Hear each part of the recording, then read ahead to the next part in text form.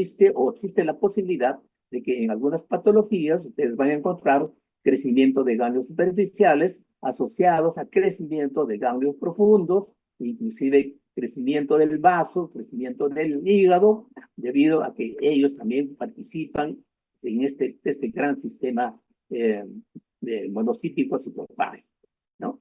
Entonces, los ganglios superficiales, que nos permite evaluar el estado de salud de todo este sistema, ¿no? Es importante porque son fácilmente accesibles, no solamente a la palpación, sino también a la inspección, ¿no? Debido a que cuando se compromete el ganglio, generalmente se expresa bajo la forma de una pequeña tumoración. Y el paciente a veces viene e identifica el paciente que le ha crecido un tumor, ¿no es cierto? Entonces nosotros tenemos que evaluar y ver que este crecimiento corresponde a un crecimiento ganglionar, ¿no? Que puede deberse, miren ustedes como está acá en la parte de abajo, debido a una infección reactiva, o sea, la reactivación simplemente debido a que el ganglio está trabajando para proteger al organismo, ¿no? Y en otros casos el ganglio mismo se puede infectar, ¿no es cierto? Eso ya es una adenitis, ¿no es cierto?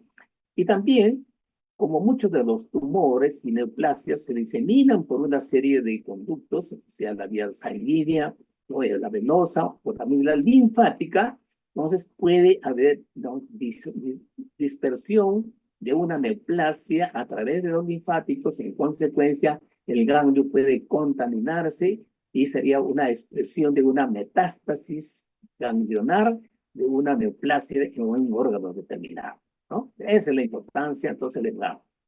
Ahora, los ganglios, si bien es cierto, están dispersos en todo el organismo, sin embargo, están de alguna manera relacionadas mediante una arborización de unos vasos especiales. Estos vasos especiales se denominan vasos linfáticos. Entonces, si queremos hacer una extensión de los sistemas vasculares en el organismo, ya tenemos que pensar no solamente en las arterias, sistema arterial, sistema venoso y también sistema linfático. Interesante que el sistema linfático sigue más o menos la misma trayectoria que las venas, de tal manera que en los ganglios hay que considerar en el sistema linfático, hay que considerar también los vasos linfáticos. En consecuencia, los vasos linfáticos van a ser también capilares linfáticos, otros capilares que se van a ir juntando, van a conformar vasos más grandes, digamos los vasos linfáticos, y finalmente los vasos linfáticos van a terminar, ¿cierto?, a través de grandes conductos, los conductos torácicos, seguramente ustedes han escuchado, ¿no?, para que finalmente se drene el contenido en la circulación mayor y de esa manera se pueda cumplir la función de este sistema importante. ¿Ah? Estas son las estructuras que hay que tener en cuenta cuando nosotros hacemos la valoración y las posibles compromisos que puede haber en este sistema, ¿no? Hay que tener en cuenta el ganglio, que cuando el ganglio se compromete, generalmente se expresa bajo la forma de un aumento de volumen, ¿no? Aumento de volumen. Entonces, con frecuencia vamos a encontrar ganglios que tienen el aspecto de una tumoración o una masa, ¿cierto? ¿No? Pero también hay que tener en cuenta, les he mencionado, que este ganglio linfático está recibiendo vasos, ¿no?, en circulación linfática periférica a través de los vasos aferentes que llega al ganglio, y del ganglio se va a desprender vasos eferentes para completar la circulación y drenar en la circulación central, ¿no? Entonces, cuando hablamos de vasos linfáticos, no se olviden ustedes, tenemos vasos muy pequeños iniciales, que son los vasos capilares. Estos vasos capilares se van a juntar y van a originar los vasos troncos linfáticos para que finalmente lleguen a través de lo que llaman de los vasos mayores a la circulación central. La otra parte importante de este sistema, que también tienen que tener en cuenta ustedes, es de que este sistema pues sirve para transportar un líquido especial que tiene ciertas características, que es la linfa, ¿no? La linfa. Entonces, la linfa, cuando no es transportada adecuadamente, se va a acumular, va a originar un tipo peculiar de edema, ¿no? Y ese tipo peculiar de edema se denomina linfedema, ¿no? Linfedema. Entonces, nuevamente, podemos tener problemas aislados de compromiso del ganglio, podemos tener, obviamente, asociado de repente compromiso de los vasos linfáticos, ¿no? Y en ocasiones puede haber un obstáculo a la circulación de la linfa y vamos a tener un cuadro clínico característico llamado linfedema, ¿no? Esa es la situación de esta presentación que les he mencionado. Ahora, ¿para qué tenemos fisiología? Una revisión rápida de la fisiología. Miren ustedes, el sistema realmente solamente ocupa el 3% de la masa corporal total, pero la función que tienen los ganglios linfáticos actúan como una especie de filtros, retienen entonces gérmenes, restos celulares, ¿no es cierto? E inclusive algunas células atípicas son retiradas y el sistema citofágico los elimina. Miren ustedes la importancia entonces del ganglio. Por supuesto, si la agresión es muy intensa, seguramente el ganglio no va a poder, como se llama, eliminar, ¿no? Y va a ser asiento de un problema metastásico, seguramente. ¿Correcto? Muy bien. Por otro lado, también es un elemento que sirve para la eliminación y la circulación de células lesionadas. Durante la vida del tema de cualquiera de nosotros, ¿no? Existen células que se lesionan, que tienen que ser reemplazadas, entonces los restos celulares también son drenados, son eliminados por este sistema interno, ¿no? En consecuencia, actúan como una especie de barrera, ¿cierto? Evitando la maduración de células malignas, ¿cierto? Que son retiradas fácilmente del organismo e impiden entonces su proliferación. La otra función importantísima, que ustedes seguramente recuerdan también, es su participación, ¿no? En la respuesta inmunológica del paciente. En ese sentido, recuerdan ustedes que la inmunidad puede ser celular y también la inmunidad a través de sustancias llamadas anticuerpos. En las dos formas de inmunidad celular, inmunidad de anticuerpos, ¿no? Participa definitivamente este sistema linfático, ¿no? En la formación de anticuerpos, recuerden ustedes que los linfocitos, ¿no? Van a generar, por cierto, una serie de sustancias, ¿no? Y conjuntamente con las células plasmáticas van a formar las inmunoglobulinas responsables entonces de la inmunidad humoral de los pacientes. ¿Bien?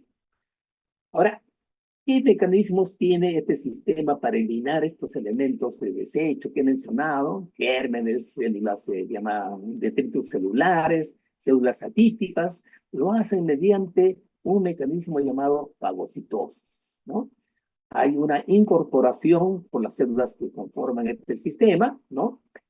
Y dentro de ese sistema existe un mecanismo de destrucción de sustancias sólidas, ¿no? Las bacterias y células obviamente van a ser eliminadas mediante las organelas que están dentro de estas células de los linfocitos particularmente.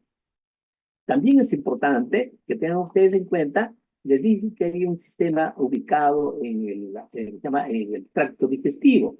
Bueno, en el tracto digestivo, aparte de su función inmunológica, cumple también una función importante en relación con la absorción de lípidos y sustancias liposolubles. En el proceso digestivo, uno ingiere, ¿no? entre algunos elementos, lípidos y sustancias liposolubles. Ellos no se absorben a través del sistema venoso definitivamente, sino se absorben a través de la circulación linfática, ¿no?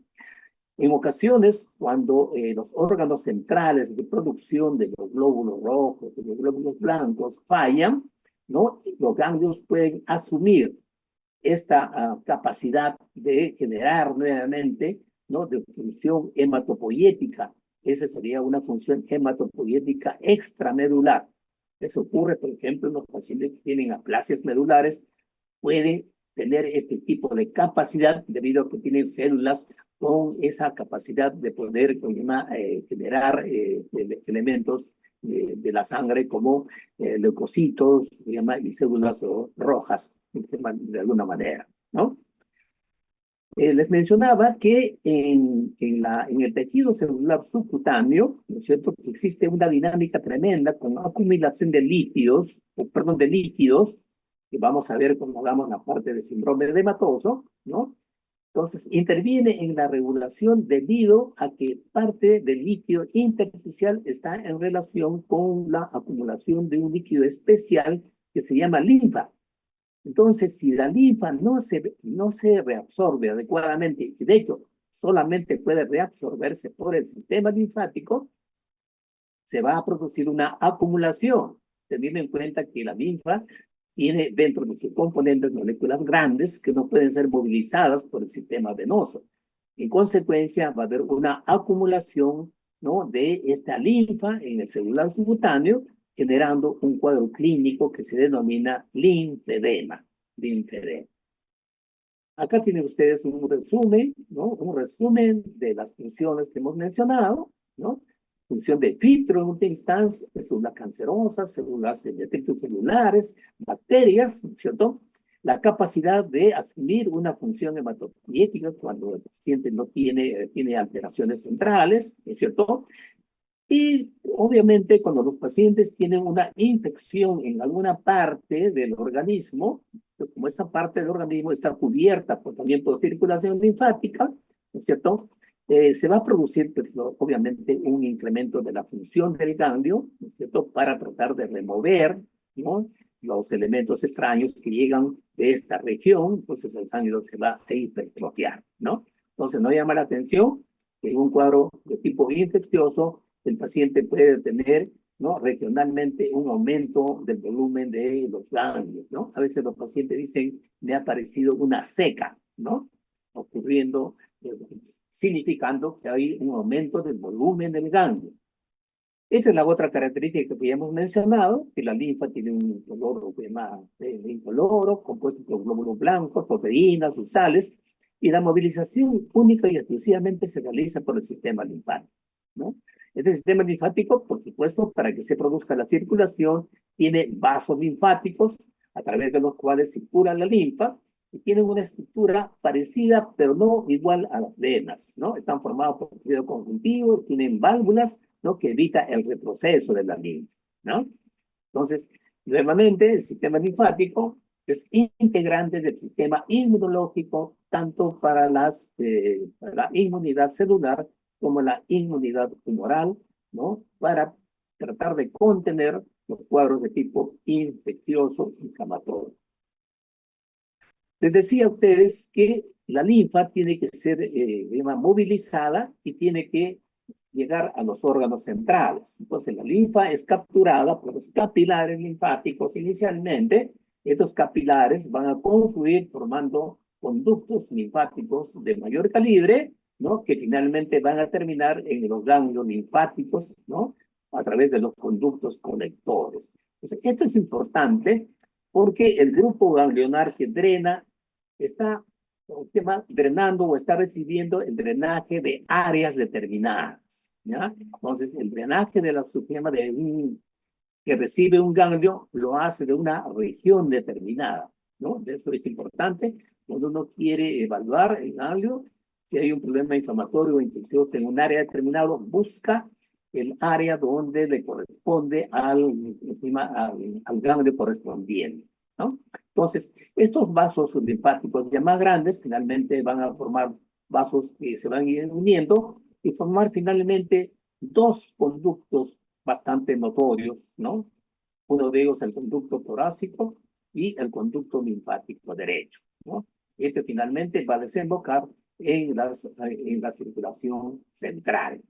Acá lo que les decía a ustedes, miren este sistema complejo, ¿no?, de vasos a nivel del intersticio que tienen mucho que ver con la regulación de los líquidos, a nivel del intersticial, ¿no? La arteria y la parte baja, las venas, y la circulación linfática pintada en verde. Y ya van a ver ustedes, como consecuencia de alteración de los vasos venosos especialmente, va a ocurrir, ¿no?, y los capilares arteriales también va a ocurrir lo que se llama el síndrome edematoso, como muy corriente, que ustedes lo conocen, ¿cierto? En este caso, el edema generalmente es producido simplemente por alteraciones de la movilización del agua y sodio, ¿no? Pero si hay alteración de la circulación linfática, también va a haber una acumulación ¿no? De líquido, pero con algunas características diferentes, porque la linfa, ya hemos mencionado, es un compuesto completamente diferente, que tiene moléculas de tema de peso molecular bastante amplio, ¿no es cierto? Y, por supuesto, solamente puede ser movilizado a través de la circulación linfática. Su bloqueo, ¿no? Su imposibilidad de drenaje dará origen al linfedema, ¿no? Acá tienen ustedes, miren ustedes, una gráfica precisamente del conducto linfático, el conducto torácico, en verde, ¿no es cierto? Que son dos, uno que está drenando la parte inferior y otra la parte superior que está acá graficada. Miren ustedes, para que no tengan problemas, ¿no? La parte superior derecha, ¿cierto? Está siendo drenada por el conducto linfático derecho que finalmente va a desembocar en la vena subclavia derecha y de ahí, por supuesto, en la vena cava superior. El resto del cuerpo, la parte inferior, que es un conducto mucho más grande, origina el conducto torácico, ¿no? Que va a drenar en la vena subclavia izquierda y finalmente va a terminar en la vena cava superior, ¿no? Y de esa manera se cumple, ¿no? Y se cierra el circuito, ¿no? De la circulación linfática, muy semejante a la circulación venosa. Nuevamente, acá tienen ustedes, ¿no? Especificado el conducto linfático derecho, que drena la parte superior derecha del organismo, ¿no? Es un tronco linfático que finalmente termina en la subclavia derecha. El conducto torácico, mucho más extenso, recoge la linfa de la mayor parte del cuerpo, ¿no? Y desemboca en la vena subclavia izquierda, ¿no? Muy bien, después de haber hecho una pequeña revisión básica, ¿no? De las ciencias básicas del sistema, ¿no? Es necesario ya entrar a la parte ya semiológica. Ustedes saben que la parte semiológica empieza con un interrogatorio, de tal manera que este sistema linfático puede ser de repente primariamente o únicamente comprometido. Es decir, el sistema linfático es la enfermedad que tiene el paciente. Un ejemplo, así a grandes rasgos, el paciente tiene un linfoma. El linfoma es una neoplasia de los ganglios linfáticos, ¿no es cierto? Acá la única patología está localizada en los ganglios. Pero en otros casos, a veces es parte integrante de todo un mecanismo sistémico, de una enfermedad sistémica, que produce lesiones o manifestaciones en diversos órganos, y entre ellos, obviamente, hay aumento del volumen de los ganglios. La mononucleosis infecciosa es una enfermedad sistémica, van a ver ustedes más adelante. El paciente que tiene ¿cómo se llama? Una infección bastante severa puede tranquilamente tener crecimientos ganglionares, ¿cierto? Como parte integrante de su cuadro clínico. Si ustedes tienen un paciente con una tuberculosis, seguramente el paciente va a tener aumento de volumen de los ganglios iliares pulmonares, ¿no? Obviamente no podemos examinar y palpar los ganglios iliares, pues lo podemos ver a través de repente de un examen radiológico, ¿no? Entonces, cuando estamos frente a un presunto crecimiento de los ganglios linfáticos, ¿no es cierto? Hay que hacer estas preguntas, ¿no?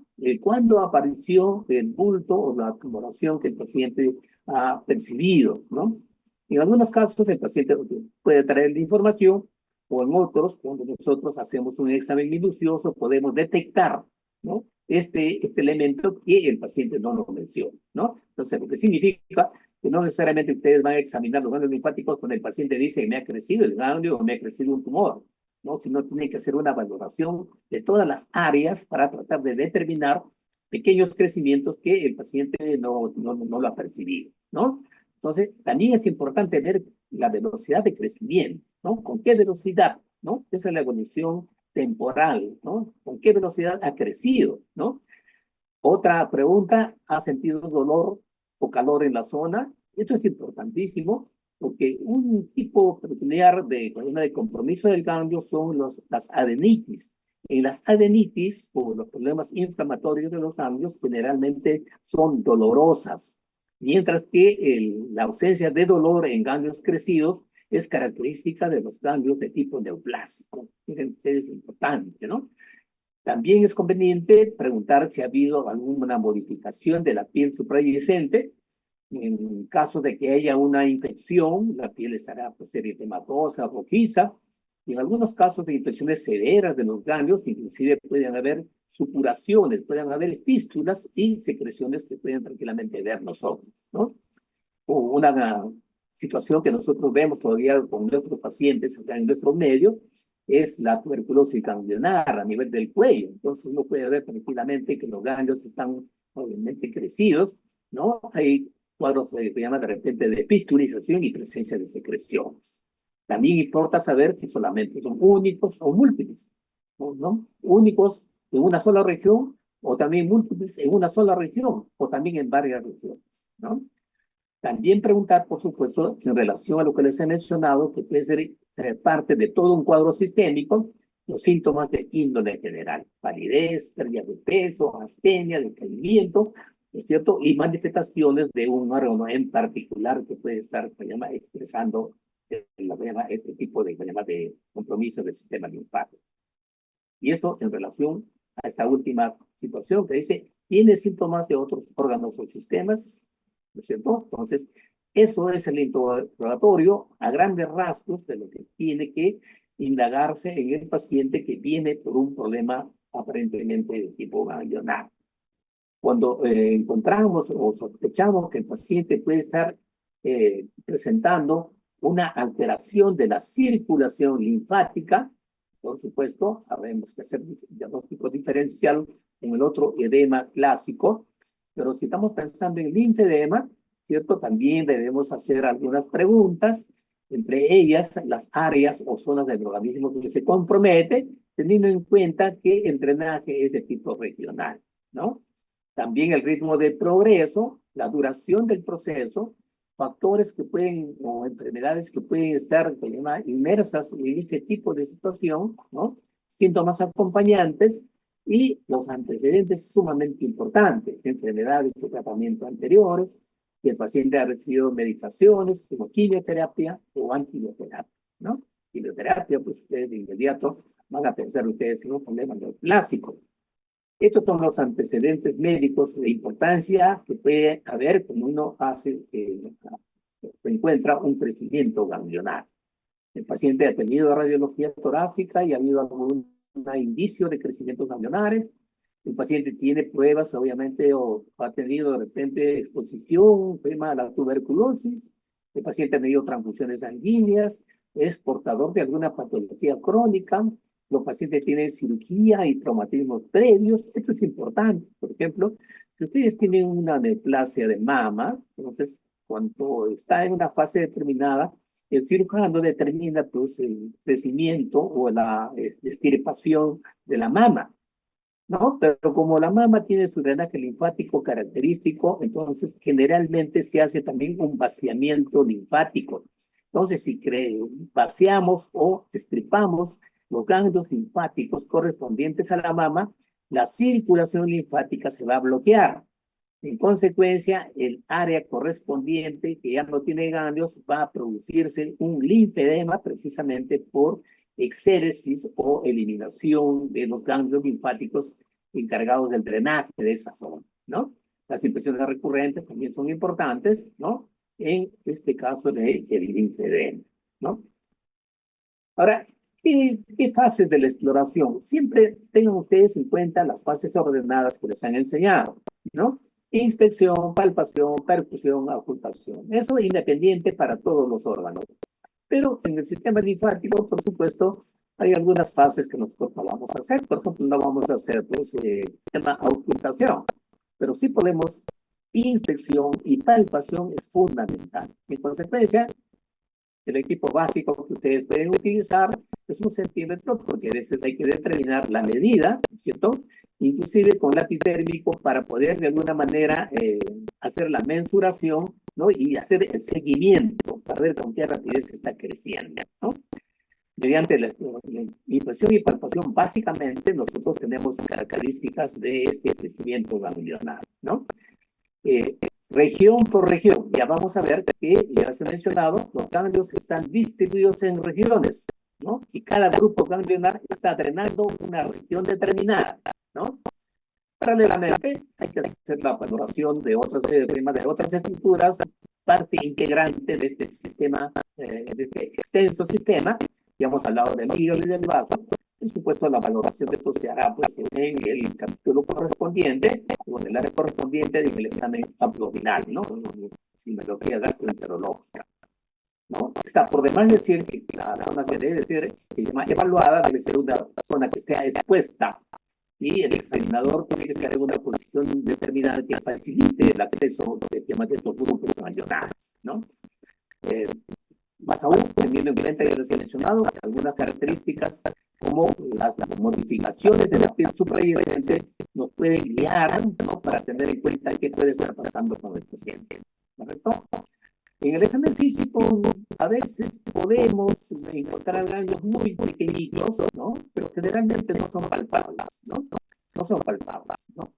Pero sí algunas características, cuando encontramos cambios, ¿no? Algunas características que nos pueden llamar la atención es cuando nosotros tratamos de desplazar el nódulo sobre la superficie profunda, sobre el plano profundo, ¿no? Entonces, cuando no se puede desplazar, es decir, que el cambio está como pegado al plano profundo, eso es un indicio de que el paciente tiene un cambio con características de malignidad, ¿no?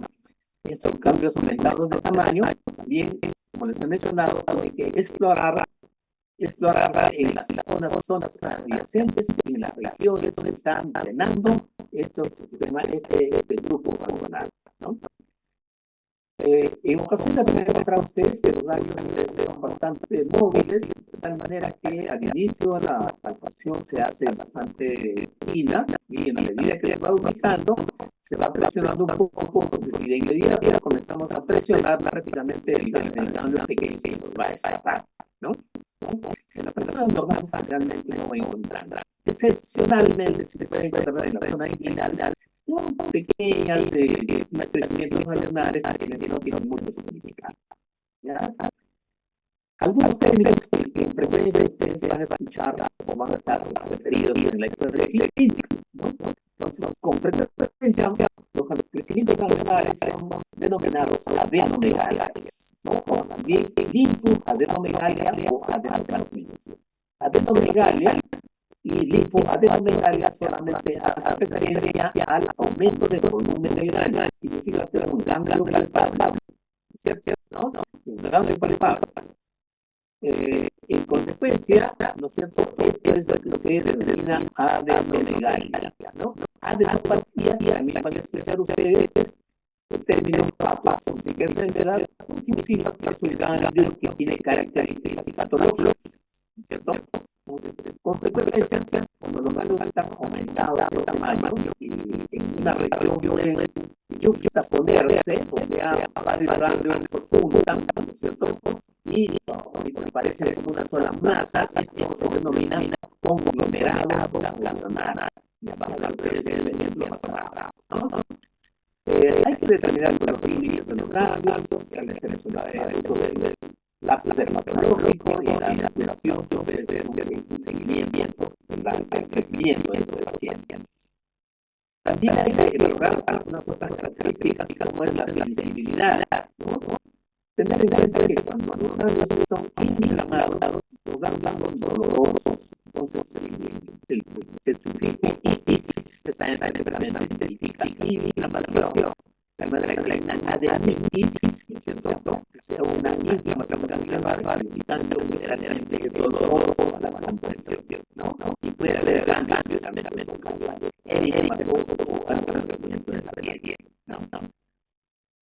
Esto, por ejemplo, aparentemente es un conglomerado ganglionar, ¿no? Cuando lo veo señalando la diferencia de crecimiento ganglionar, un cervical, ¿no? Son varios ganglios, están prácticamente casi como pegados, esto es lo que se llama conglomerado ganglionar, ¿no? Porque probablemente sea un bomba, ¿no? Que hay en la lateral, en sentido en el estándar derecho, en el izquierdo, ¿no? Entonces, probablemente se puede tenga el crecimiento ganglionar en otras áreas, no solamente estamos hablando de la piel. ¿Qué características hay que decidir y uno encuentra tan relacionados? Estas son las características que tienen que describir. Son también las características que seguramente se han mencionado cuando estamos frente a la formulación. No como la salvación. ¿Qué hay que escribir? generalmente ubicadas anatómicas, por supuesto, de las áreas legales en cada caso, las áreas que vamos a ver, ¿no es cierto? Determinar son únicas, muy múltiples, ¿no? Ideales de las dimensiones sensibles, de los ejes, determinar las características de las superficies, desde ese punto de vista, la superficie se sensibiliza desde el centro de la área y se desnuda. Esto es una característica tan curiosa, por supuesto. Igualmente, la percepción se determina la coincidencia, sea el grado de residencia de la envergadura de la gran. Desde ese punto de vista, los elásticos, la necesidad de ejemplo, de la nariz, esa sensibilidad, esa característica se llama la elástica. Ahora, los blandos, más semana, no, especialmente contenido, estamos hablando de cambios, como si fuera un globo formado, ¿cierto? Y eso finalmente se llama blandos, resistencia. La resistencia es la característica de ese globo que se funciona y para ver la resistencia elástica,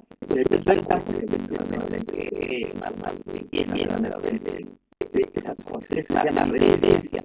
La resistencia significa entrar con contenido líquido, se cubre, se desangre, ¿cierto?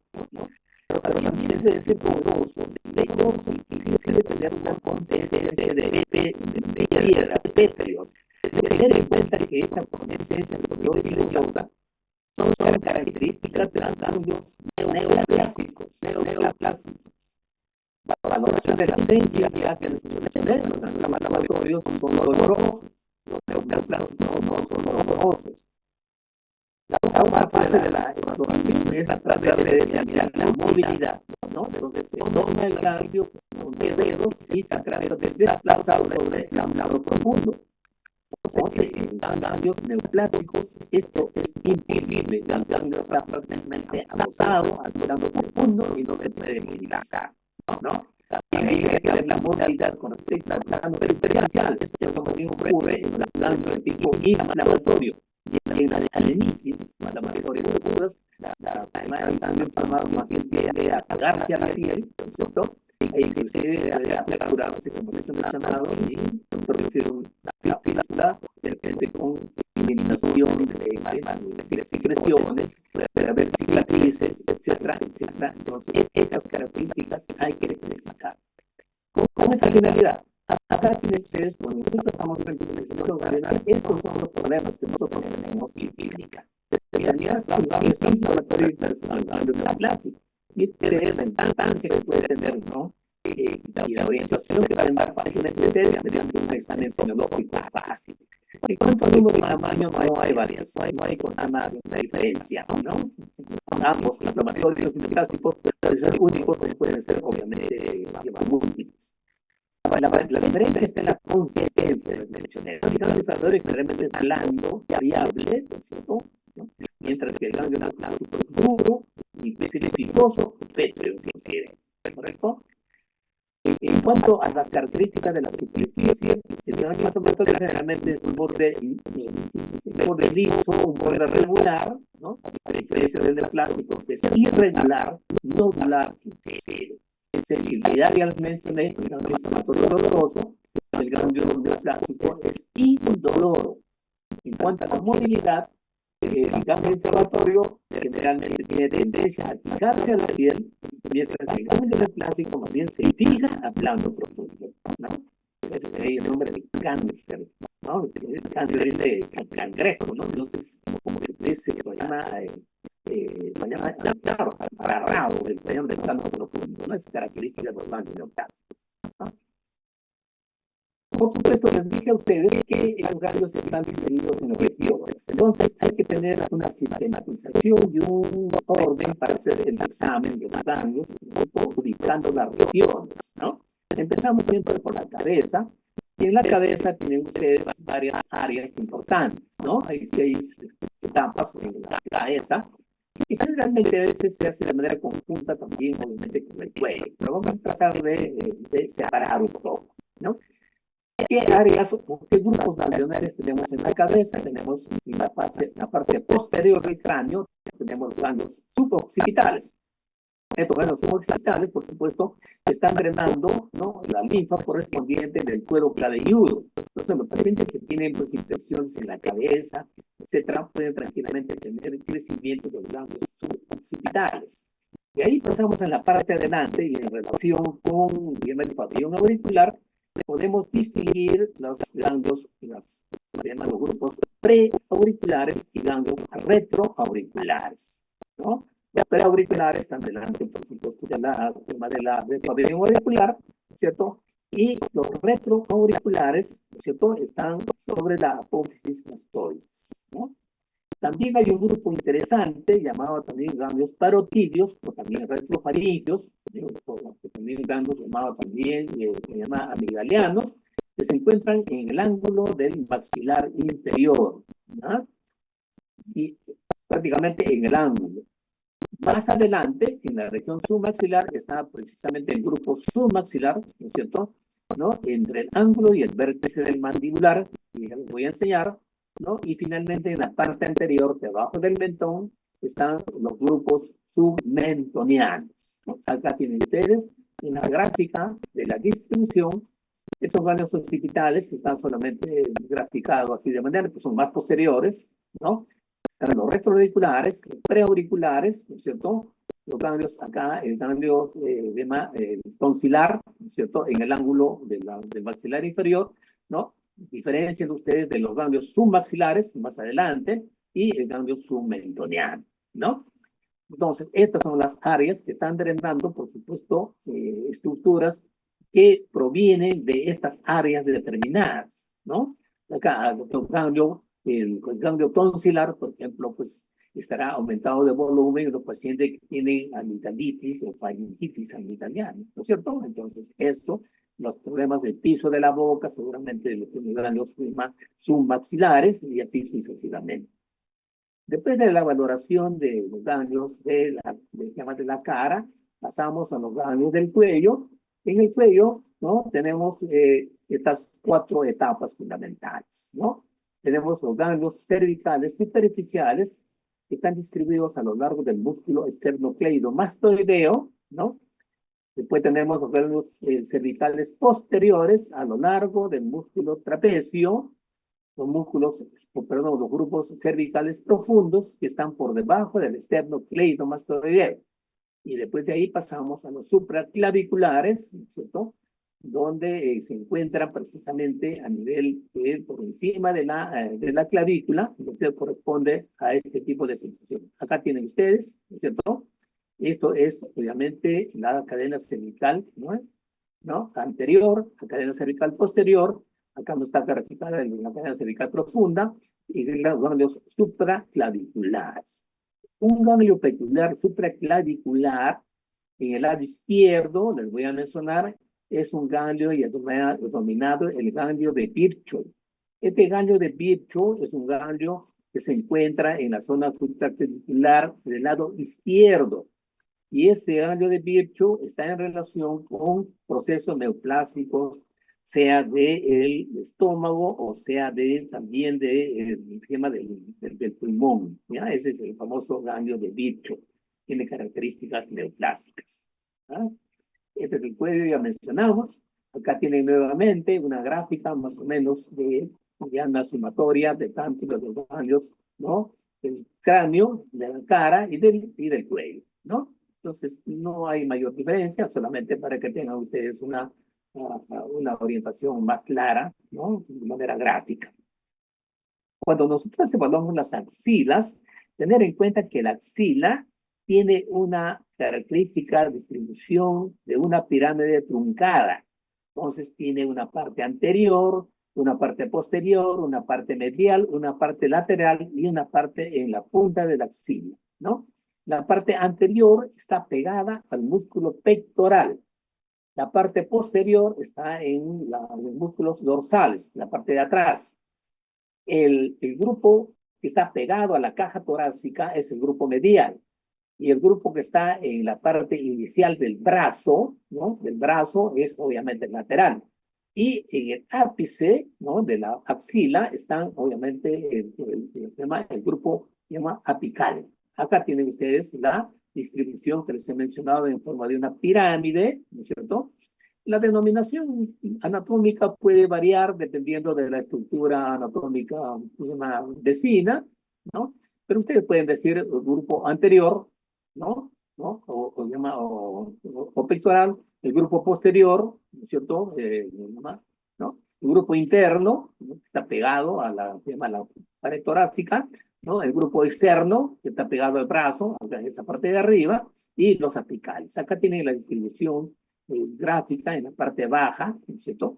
Y es interesante el examen, porque ustedes tienen que tener una posición apropiada para el examen. En este caso, ustedes se ubicarán en la parte delante del paciente, ¿no es cierto? Y cuando quieren examinar, pues, se llama la axila del lado derecho, utilizarán, pues, el brazo derecho, y cuando examinen la axila del izquierdo, también utilizarán de repente la mano izquierda, ¿no? Pero las caras laterales seguramente tendrán que usar la mano contralateral, ¿no? Entonces ustedes siempre deben tener la comodidad para poder, se llama, encontrar y ver. Acá tienen, por ejemplo, una muestra de lo que puede ocurrir en un paciente que tiene una alteración linfática por patologías de la mama.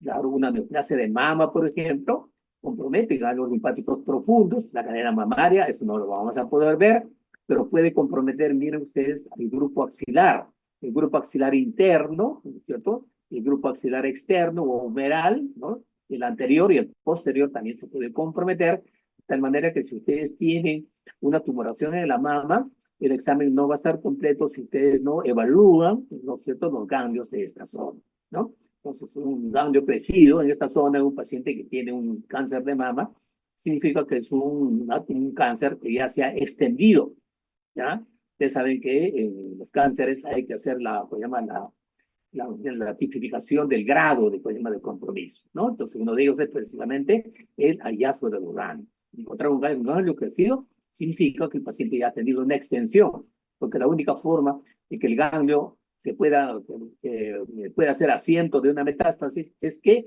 las células neoplásicas han viajado por los capilares linfáticos y se han ubicado, obviamente, en el ganglio y el ganglio se ha comprometido, ¿no? Entonces, si hacemos una biopsia de ganglio, seguramente vamos a encontrar células neoplásicas en este sitio, ¿no? Otro grupo que no es muy frecuente comprometido, pero que es necesario que ustedes tengan en cuenta, es el grupo epitelial, ¿no? Los epiteliales, miren ustedes la posición que deben tener, ¿no es cierto? Dan el apoyo con una mano, el antebrazo, y con el otro brazo, el izquierdo, pueden tranquilamente ustedes evaluar la zona epitelial, tratando de determinar si existe o no crecimiento ganglionar, ¿no? El brazo debe estar semiflexionado, ¿no? Entonces hay que sujetar el codo con una mano y explorar con la otra, ¿no? Entonces, esta es la situación. Los ganglios epiteliales, ¿no es cierto?, son responsables del drenaje superficial y del tema de la estructura cubital del antebrazo, ¿no? Pasamos a la región poplitea, ¿no? A la región inguinal y la región poplitea, ¿no? Estamos hablando de la ingle, entonces por ahí los pacientes tienen que estar en decúbito supino, ¿no es cierto? Con las rodillas ligeramente flexionadas, por el área descubierta, por supuesto, y vamos a describir los ganglios inguinales superficiales. Ustedes identifiquen el ligamento inguinal y por encima del ligamento van a encontrar ustedes los ganglios superficiales, ¿no? Superiores, y por debajo los ganglios inguinales inferiores, ¿no? Inferiores. Entonces, esto se grafica en este tipo de gráfica que tenemos ustedes, acá, en el lado derecho. En el lado derecho, ganglios, ¿no? Inguinales, superficiales, superiores, inferiores, y en la parte interna hay otro grupo, se llama ganglio crural, esta es la parte de acá, ganglio crural, ¿no? Hacer entonces la valoración de estos ganglios, ¿no es cierto?, tratando de determinar crecimiento, ¿no? Estas zonas, por ejemplo, pues están en relación con drenaje linfática de los genitales externos, ¿no? Y de zonas del glúteo, etcétera, ¿no? Que están drenando esta zona. En el lado izquierdo, miren ustedes, estamos evaluando el grupo popliteo, ¿no?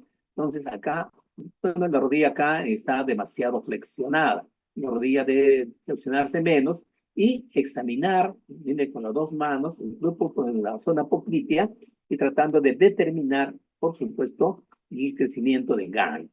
Recuerden ustedes que tanto el grupo popliteo como el grupo inguinal, no solamente el inguinal está drenando la zona correspondiente del genital, sino también de los miembros inferiores, ¿no es cierto? Los miembros inferiores. Acá están los ganglios inguinales nuevamente, miren ustedes cómo se está evaluando, ¿no es cierto? Y acá algunas pues, sugerencias, ¿no? Los superficiales que están discurriendo a lo largo del, o paralelamente al ligamento inguinal que está por acá, ¿no es cierto? Y están recibiendo el drenaje de la región glútea, de la pared abdominal inferior, el periné y las regiones superficiales de las extremidades inferiores, ¿no? Los ganglios profundos, ¿cierto? Están situados en la parte media, ¿no es cierto? Y bueno, drenan generalmente se llaman las estructuras correspondientes a los genitales externos. Esto es una sugerencia para que ustedes tengan en cuenta que cuando hablamos del drenaje linfático de los genitales, ¿no es cierto? Entonces, a nivel testicular, por ejemplo, hay una doble, se llama una doble circulación ahí. Si ustedes tienen un paciente con un problema testicular, ¿cierto?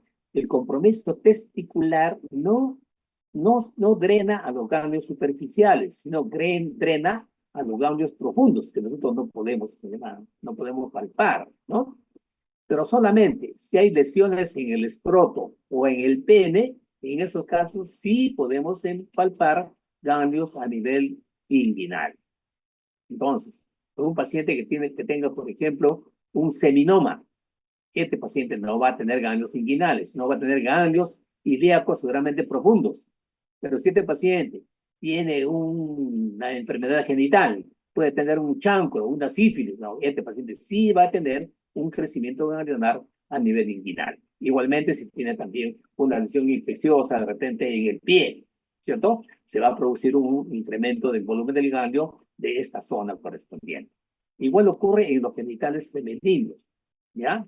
Cuando el paciente, la mujer, tiene ganglios que comprometen los órganos internos, como son los ovarios, ¿no es cierto? El drenaje linfático va hacia los ganglios pélvicos y ganglios paraórticos, que son ganglios profundos que nosotros no podemos evaluar. Solamente cuando hay problemas inflamatorios o neoplásicos de la vulva y del tercio inferior de la vagina, ahí sí podemos tener la posibilidad de tener ganglios de tipo inguinales en la área que hemos correspondido. Esto es una sugerencia de algunos diagnósticos diferenciales que hay que hacer. Son estructuras un poco raras, pero de todas maneras hay que tener en cuenta que uno puede confundir, ¿no? Una tumoración y pensar que es un ganglio y no es un ganglio, sino que es un hemangioma, un quiste de hendiduras branquiales, un quiste de conducto tiroidoso, son muy frecuentes, de tal manera que es conveniente que lo tengan ustedes en cuenta, ¿no? Cuando en algunos casos de repente puede haber una confusión con una de estas estructuras. A continuación, algunos ejemplos característicos que pueden encontrar ustedes, ¿no es cierto? Que ya serán más explicados en la parte ya de clínica. Le mencionaba las adenitis agudas. Acá las adenitis agudas significa un compromiso severo de los ganglios, proceso inflamatorio de los ganglios, ¿no? Ahora, cuando ocurre un problema infeccioso, pongamos en el pie, por ejemplo, y si la infección se extiende, lo primero que va a comprometer son los ganglios linfáticos, perdón, se llaman los capilares linfáticos. Y eso va a originar una especie de una trama, como un retículo, ¿no? Como si fuera una red, ¿no? De los finos capilares linfáticos, y eso se llama linfangitis reticular, precisamente, ¿no? Compromiso de los capilares linfáticos. Ya les dije, esos capilares linfáticos más adelante se van a formar, van a unirse y van a formar troncos. Entonces, el tronco, ¿no? Linfático también puede inflamarse y de hecho se ve como una especie de un cordón rojo que se extiende desde la zona inflamada hasta la zona de drenaje ganglionar. ¿Ya? Es como un cordón rojo que se extiende hasta el ganglio. En ocasiones, cuando la infección es muy severa, ¿no es cierto?, los ganglios pueden tranquilamente supurar, se necrosan, por supuesto, y se transforman en un absceso, entonces con contenido entonces, de pus, ¿no?, que puede extenderse.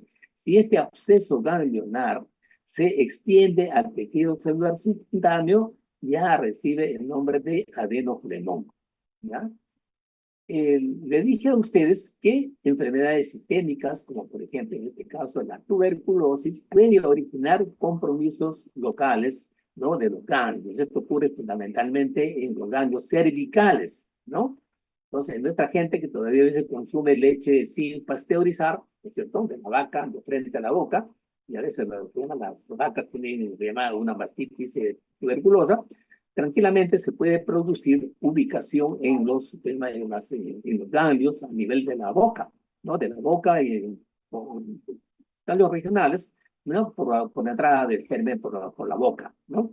Se va a producir una forma linfomatosa que se puede clasificar, ¿no es cierto?, a nivel cervical, ¿no? En estos casos, como son ganglios inflamatorios, tienen tendencia a juntarse entre sí y tienen tendencia a adherirse a la piel, como ya le mencioné. Inclusive pueden fistulizarse y pueden reblandecerse y pueden drenar tranquilamente, y más adelante van a tener una cicatriz retráctil. Esta cicatriz retráctil correspondiente a una adenitis tuberculosa recibe el nombre de escrófula. Acá tienen ustedes una escrófula.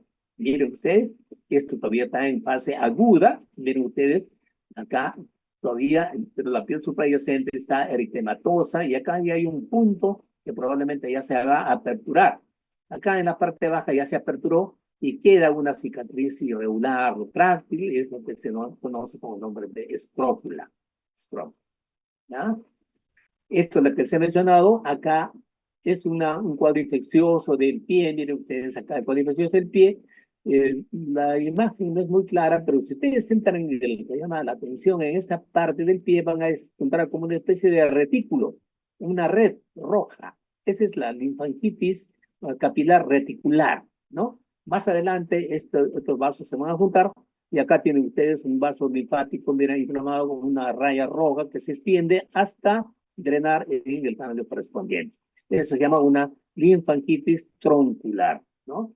Entonces, linfangitis reticular el de arriba y linfangitis troncular el de abajo, y cuando hay supuración del ganglio ya es una adenitis supurativa, ¿correcto?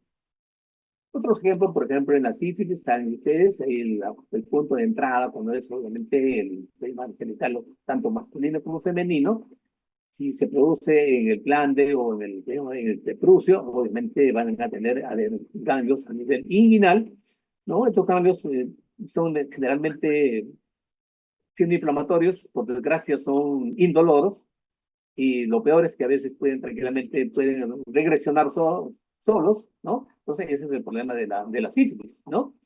Entonces, a diferencia de esto, también tiene usted la enfermedad de Nicolás Fabry, que también con el punto de ingreso es a través de la tema del petrucio o del tema del glande, ¿no? Entonces se va a producir también una localización de ganglios a nivel inguinal, pero a diferencia de la sífilis, Nicolás Fabry tiene tendencia a hacer inflamaciones dolorosas, se adhieren a la piel y pueden tranquilamente fistulizarse y pueden secretar, ¿no? Entonces eso ocurre en la Nicolás Fabry. En la mononucleosis infecciosa, le dije que es una patología con más frecuencia en gente joven.